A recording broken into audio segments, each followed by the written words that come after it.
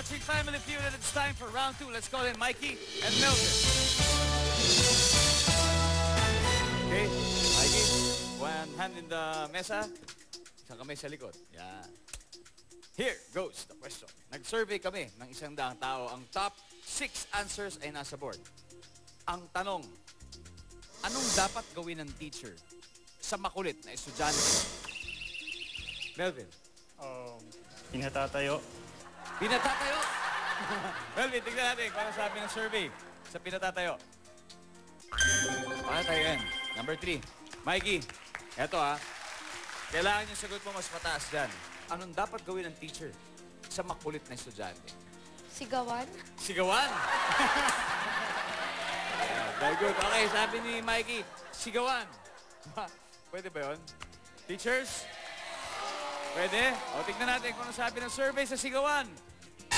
Wala. Okay, may go back to your family first. Let's play. Merlin. Pinapagalitan. Pinagagalitan. Okay, sabi ni Merlin, pinagagalitan. Pwede. Okay, tignan natin. Survey? Yup, nandun. Daddy Yuli. Pinalalabas ng room.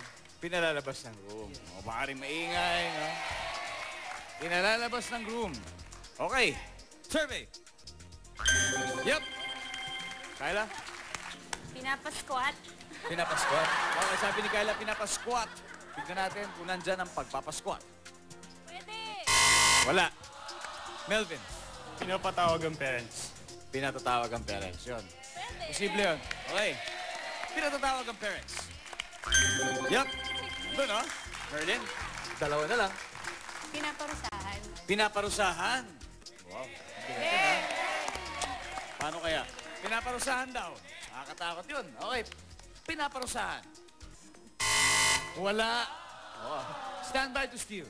Daddy Yuli, one more chance for this round. Pinapalo. Pinapalo. Pwede, pero parang kinabukasan, susugurin na ng magulang yun.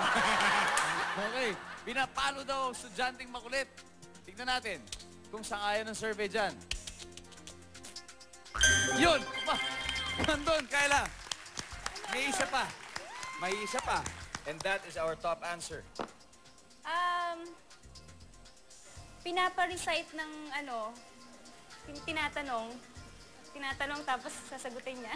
Pinapa-recite tapos tinatanong tapos sasagutin. Basta pinapa-recite kahit ayaw mag-recite. O, tinatanong nila yan. Diba? Anong sabi ng survey sa pinapa-recite?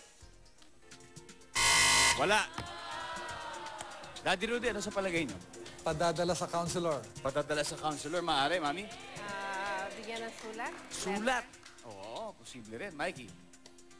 Padalahin ng sulat sa magulang nila. Pagdadala ng sulat sa magulang. Oo. Rich, ano kaya dapat gawin ng teacher sa makulit na estudyante? Send to the counselor. Counselor. Okay, tignan natin kung ano sabi ng survey sa pagdadala ng estudyante yon sa counselor. Let's go. Wala. Okay. Dahil dyan, humahabol sila with 48 points. Tignan natin ang answer ng number 1, please. Pagsasabihan, diba? Okay, let's susunod na round 3. Huwag na huwag yung alis. Pagbabalik, ang Family Feud.